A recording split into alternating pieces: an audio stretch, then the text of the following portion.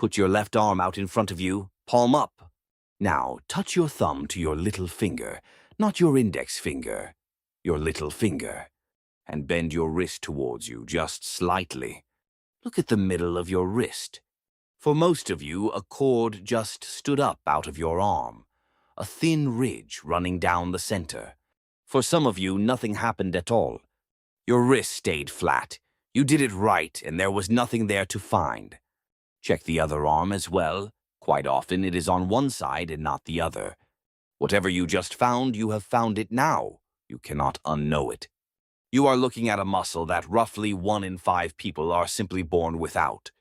And the ones who are missing it are not weaker, not slower, not worse at anything. They cannot tell. Nobody can tell. It has been measured carefully, and there is no difference. So what is it doing in the other 4? And here is where nearly every explanation you have heard goes wrong. You have probably been told this is a leftover, junk, a part your body is quietly throwing out. That is the popular answer, and the evidence does not support it. The real answer is not one thing. It is never one thing. There are several layers here, and each one is stranger than the last. Because by the end of this, you are going to find out something else. Some of the parts you were told were dead are still switching on. The cord in your wrist is a tendon, and it belongs to a muscle called the palmaris longus. It runs from the inside of your elbow all the way down to the flat of your palm. Long muscle, very long tendon, very thin. Surgeons know it better than almost any other muscle in your body. We will get to why. But first, the number. If you have seen anything about this muscle before, you were probably given a figure. 14%, 15%, one clean number stated with total confidence. Throw it away. There is no single number, and the reason there isn't is the most interesting thing here. In 2013, a researcher called Kaysar Yamin pooled 26 separate studies of this muscle from around the world. Pooled together, about 20% of people are missing it, already higher than the number you were given. But the pooled figure hides the actual finding. In East Asian populations, only about 4.5% are missing it. In East and Southeast African populations, under 3%. Now go the other way. In Arab Middle Eastern populations, over 40% are missing it. In Turkish populations, about 34%. In people of European descent, about 26%. Look at those two ends, under 3% and over 40%. That is a 15-fold difference in whether a human being has a muscle. So when you looked at your wrist a minute ago, what you were really looking at was not a fact about humans. It was a fact about where your particular ancestors happened to live. Hold on to that gap. It is going to matter enormously in about 4 minutes. If a fifth of us are born without a muscle, the obvious question is what it costs them. In 2005, a team tested 418 people. They checked each person for the tendon, then measured grip strength and pinch strength on a dynamometer. No significant difference, none. The people with the muscle and the people without it gripped exactly as hard as each other. Later studies repeated it. 523 volunteers. Same result. Another looked at whether it affected your sense of where your own wrist is in space. Also nothing. You are carrying a muscle that, as far as anyone can measure, does not do anything you would miss, which is exactly why surgeons take it. The palmaris longus is the most commonly harvested tendon graft in the human body. If you tear a tendon in your hand, they may rebuild it with this. There is a ligament on the inside of your elbow that ends pitchers' careers when it goes. Repairing it is called Tommy John surgery. They may rebuild that with this too. Shoulders, triceps, ligaments in the elbow, all of them get rebuilt with spare parts, and this is the spare part of choice. It sits near the surface. It is easy to reach. It is the right length and the right quality. And taking it costs the patient essentially nothing, because as we just established, it was not doing anything. That cord you can see in your arm is a spare part. You are carrying it around, and if you ever need one, it is already there. The 4 in 5 of you who have it are, in a very small way, better prepared than the 1 in 5 who don't. Here is where the usual story arrives. Humans are evolving out of this muscle. We don't climb anymore, so we don't need it. So it is being deleted, and one day nobody will have it. It sounds right.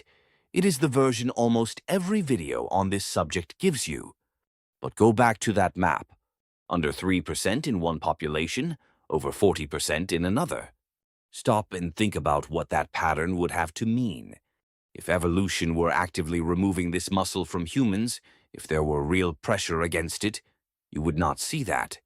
You would see the same trend everywhere, moving in the same direction. A muscle being actively deleted does not scatter. A muscle nobody is grading does. And that is what researchers think is happening. Nothing is selecting for this muscle. Nothing is selecting against it either. So it drifts. It wanders at random from population to population because there is nothing to hold it in place. I want to be straight with you about that last part. The specific argument that this is random drift comes from a paper that has not been through full peer review yet. It is a preprint. What is not in doubt is the pattern in the numbers, and the pattern does not look like deletion. There is one more piece of evidence, and it is the one that convinced me. Look at the other great apes. Orangutans are the most tree-living of all of them. Longest arms, most time spent hanging. In one comparative study, the palmaris longus was present in all 26 orangutan arms examined, every single one. Now the gorilla, big, powerful, and mostly on the ground. 15 of 21 gorilla specimens were missing this muscle in one or both forearms. Do you see what the muscle tracks? Not how advanced the animal is, not how recent it is, how much time it spends hanging from things. The orangutan still needs strong wrist flexion because it still moves through trees using all 4 limbs, so the orangutan keeps it, reliably, in every arm. We came down, and the moment it stopped mattering, it stopped being enforced. Now I want to break the thing this video is supposed to be about. Because so far this sounds like the usual story. Useless leftovers. Bits of an older animal. That story is wrong, and here is the proof. You have muscles around your ears, 3 of them on each side. In a cat or a dog, those muscles swivel the ear towards a sound. You have watched an animal do it 1,000 times. You cannot do it. Almost nobody can. We lost the ability to aim our ears roughly 25 million years ago. And they still fire. In 2020, researchers put electrodes on those muscles and played sounds to people. When your attention goes to a sound on your left, the muscles on your left ear fire harder. When a sudden unexpected noise arrives, the ear tries to fold backwards. When you deliberately listen to something, the ear tries to perk upwards. Your ear does not move.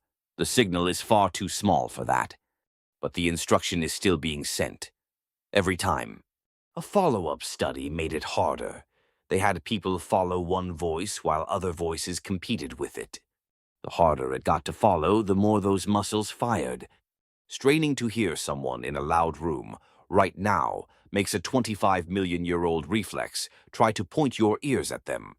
And I want to be careful here because the researchers are careful. This does not improve your hearing. The movement is far too small to do anything at all. It is a reflex firing into a dead end, but it is firing. There is a small muscle in your calf called the palmaris. It is thin, it is weak, and depending on which study you read, somewhere between 7 and 20% of legs don't have it. The studies genuinely disagree with each other. Classic vestigial leftover by the usual reasoning.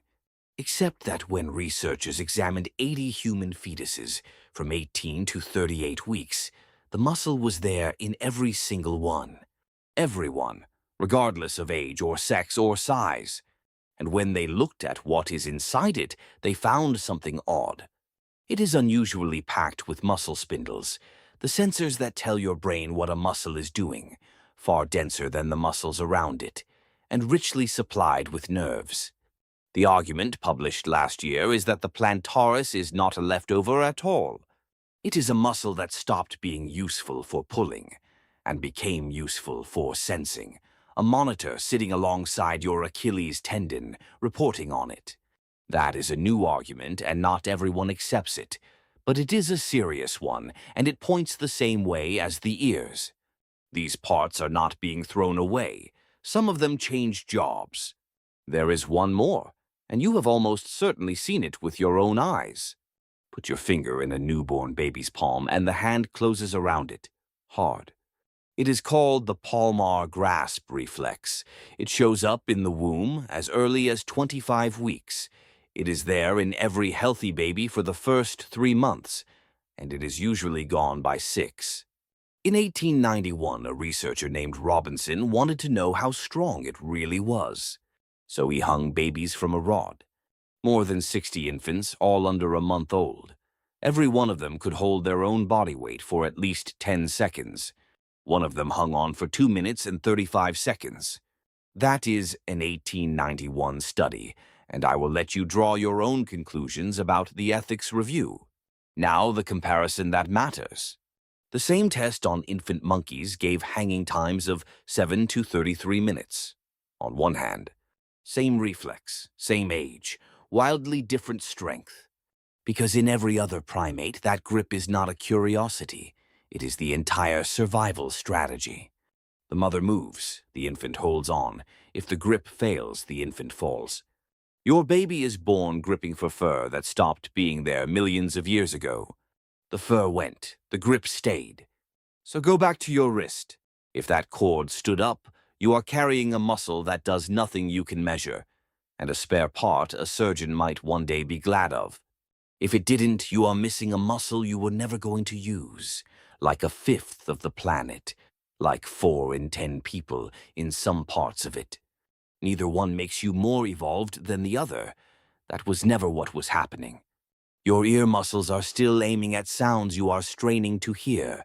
A muscle in your calf may have stopped pulling and started listening, and every newborn human still grips for fur. You are not a finished design with some junk left in the corners. You are a record of every earlier version of yourself, and quite a lot of it is still switched on. Have a look at your other wrist before you go. It surprises people. If you want more of this, subscribe.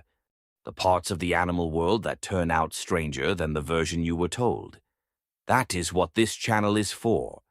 I will see you in the next one.